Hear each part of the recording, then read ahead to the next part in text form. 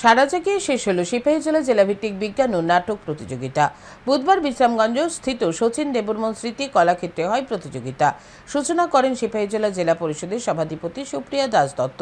উপস্থিত ছিলেন ত্রিপুরা রাজ্য বিজ্ঞান প্রযুক্তি পর্ষদের সদস্য member of deputy secretary Subhajyoti Chowdhury, Sipahijala জেলা শিক্ষা আধিকারিক মলয় ভৌমিক। জেলাভিত্তিক বিজ্ঞান ও নাটক প্রতিযোগিতায় জেলার 12টি স্কুল অংশগ্রহণ করে। এবারে বিজ্ঞান ও নাটক প্রতিযোগিতার থিম ছিল বিজ্ঞান ও প্রযুক্তি মানুষের উপকারে।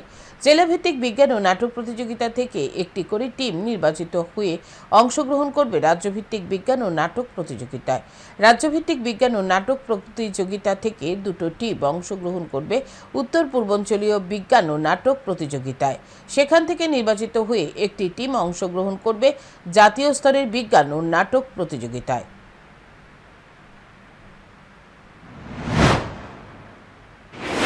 আমি জানাচ্ছি আমাদের এই ইনস্টিটিউটে আজকে যে drama competition, science drama competition, তবে মোট 12টি দল অংশগ্রহণ করবে।